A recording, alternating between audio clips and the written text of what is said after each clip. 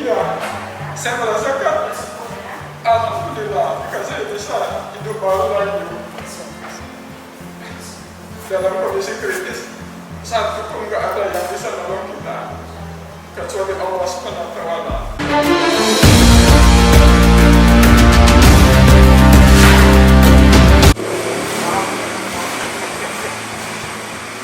Selamat Pak ya. Alhamdulillah. Sehat Ya, dan baik sekarang. ya. Pak, mungkin kami ingin mengetahui Pak, kira-kira ini kan alhamdulillah Bapak sudah dinyatakan sembuh ya Pak ya.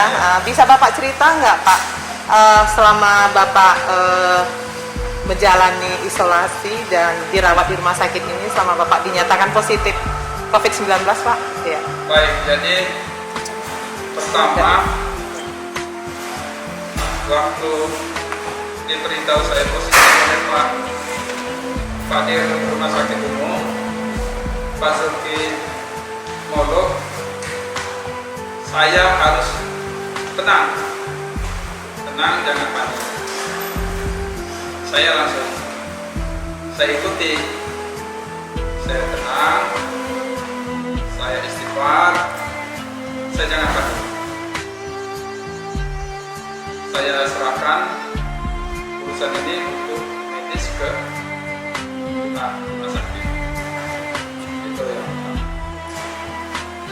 Setelah di sini, saya yakinkan kalau saya ini harus sembuh.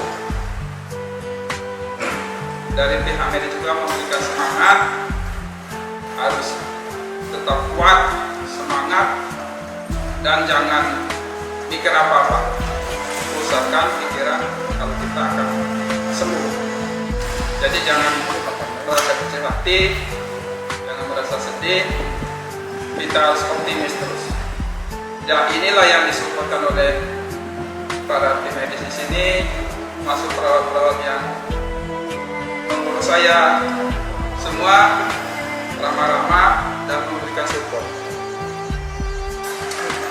Sampai terakhir ini mereka tetap mensupport saya. Belum saatnya makan malam, masa saya udah dikasih untuk makan. Begitu maksimal. Saya terima kasih betul dengan tim medis Rumah Sakit Umum Yunus di bawah kepemimpinan Pak Zulki Molo. Iya, oke. Pak, terkait dengan memang Bapak punya disiplin yang tinggi, lalu kemudian semangat untuk tepat sembuh juga tinggi. Bisa Bapak ceritakan nggak Pak, bagaimana Bapak mengisi hari-hari Bapak selama Bapak dirawat itu Pak? Lalu kemudian bagaimana juga Bapak bisa mengantisipasi kerinduan Bapak kepada anak dan keluarga Pak? Jadi untuk menghadapi masalah psikis ini ya, saya udah dengan istri udah pamit dan udah saling merelakan.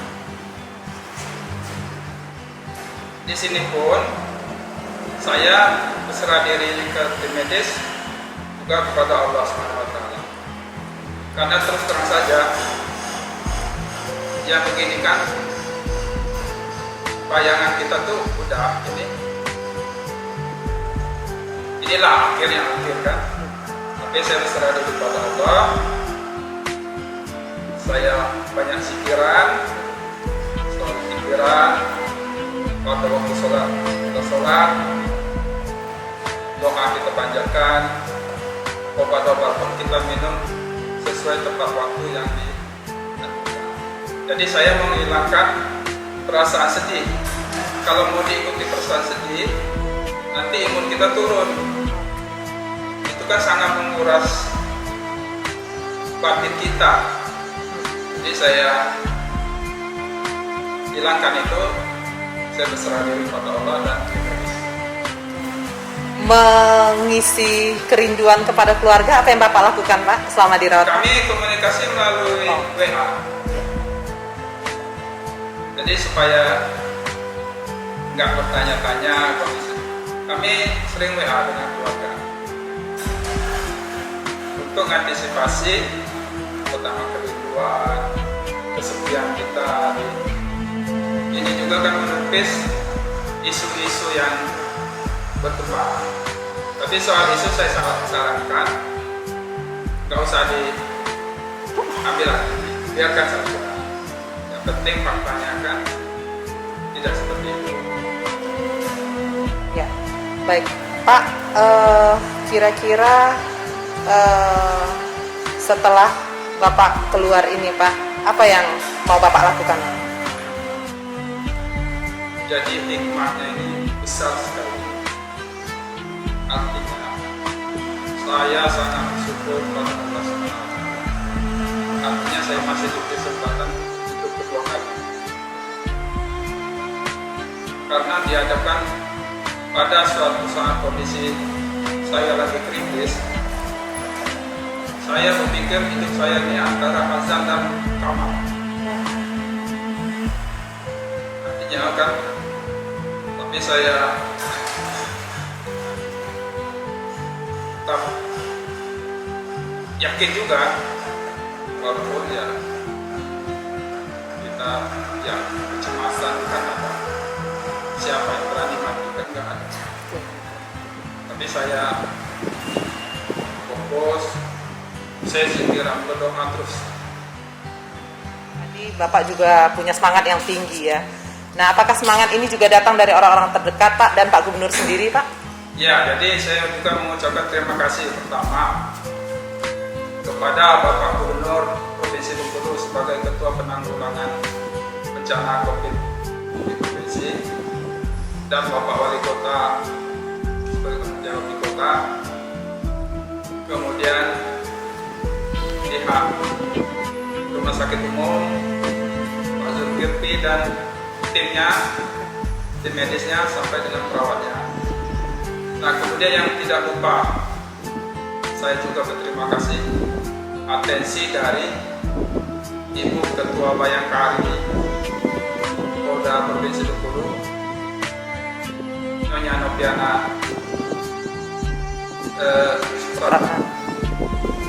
Beliau juga mensupport saya selama 24 jam.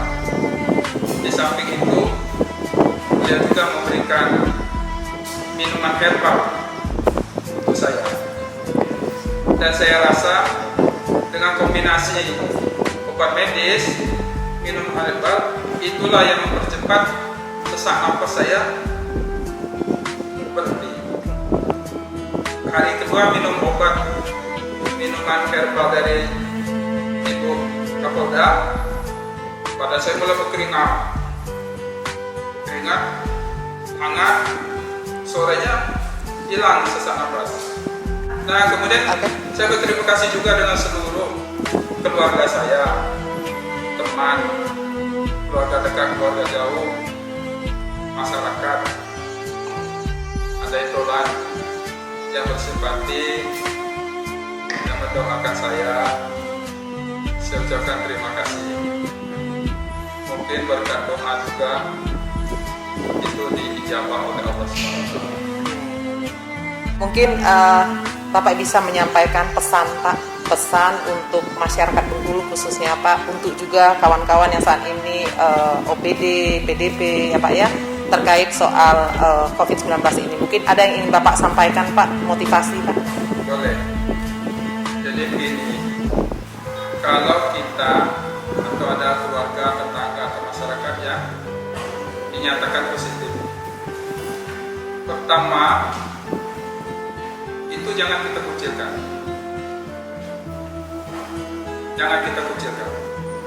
kita support ya, kita timbulkan empati, kita doakan yang sakit. Nah, dari kita juga sendiri, yang pertama itu kita jangan panik, jangan tegang, jangan cemas. Kita harus pasrah, ini sakit, insya Allah kalau diobati bisa sembuh, karena yang nggak ada penyakit yang nggak ada obatnya. Kalau cuma berkehendak, insya Allah pasti sembuh. Nah, kemudian kita fokus dengan diri kita, jangan banyak menerima komunikasi dulu.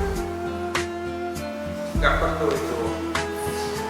Jangan dulu kita main-main HP, jangan dulu.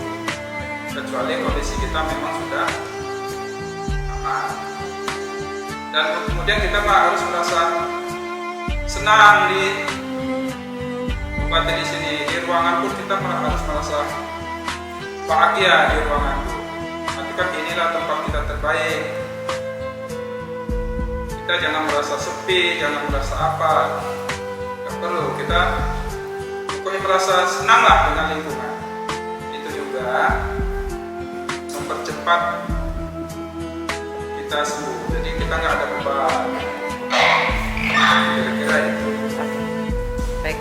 Ya. Saya bisa hidup lagi.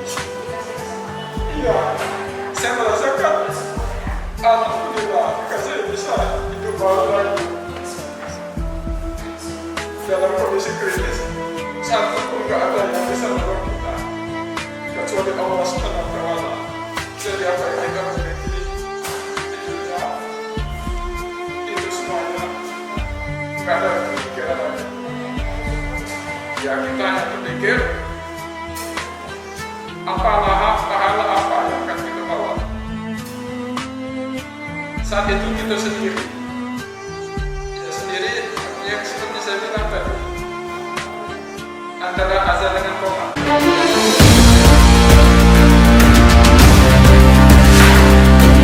Atau tidak? Di situ luar biasa. Ada di sisi itu luar biasa. Saya betul harus sekali saya. Ya, saya kan ini kalau waktu saya nangis kan kalau bahagia, saya sedih. Artinya Tuhan memuji saya, juga memuji tim medis di sini. Seperti apa harus menangani kasus seperti ini. Ibu Mirna yang mana? Ya, Ibu Mirna pernah menjelaskan ke saya kan di waktu beliau memberikan motivasi, katanya Pak, ini salah satu kunci. Saya terima kasih betul dengan Ibu Mirna. Dan saya bangga juga dari Pak Dirut langsung melakukan kesalahan kedua kali. Kita jangan berkecil hati. Memang ini kan memang kehendak Allah juga. Di mana kita terkenal juga kita nggak tahu. Artinya memang sudah takdir siapapun yang. Jadi kita juga masyarakat juga perlu jaga meningkatkan keimanan. Itu penting. Kalau kita kurang-kurang iman, kita akan gelisah, kita akan berdosa, kita akan ketakutan, kita akan selalu cemas. Kira itu karena memang penting keimanan itu. Ibadah itu memang penting.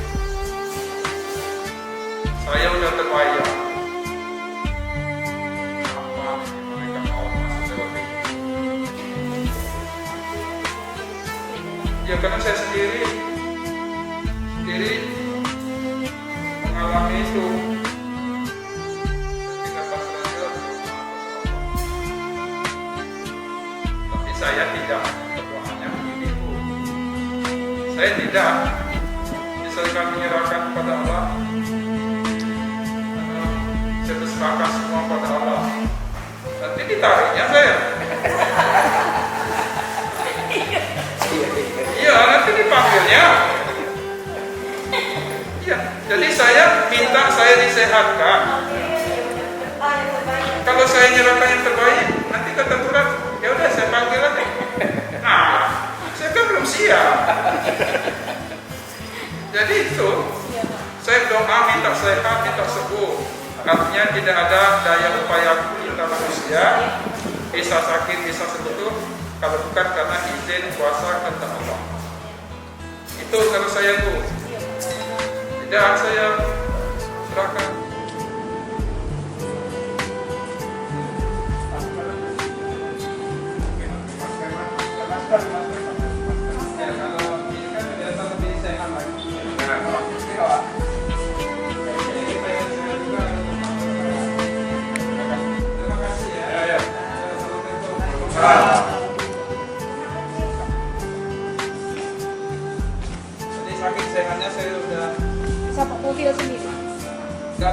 sendiri, pulang pun bawa mobil sendiri. Berkat bantuan tim medis. Oke.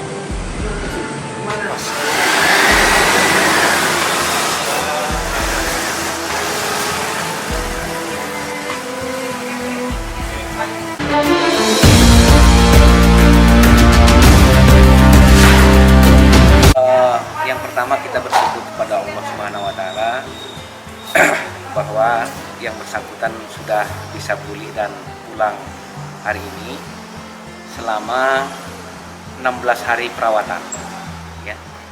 Dan tentunya kami seluruh tim ya berterima kasih kepada masyarakat yang sudah mendoakan kami juga, bahwa alhamdulillah juga seluruh tim yang merawat beliau ini sudah 2 kali rapid test.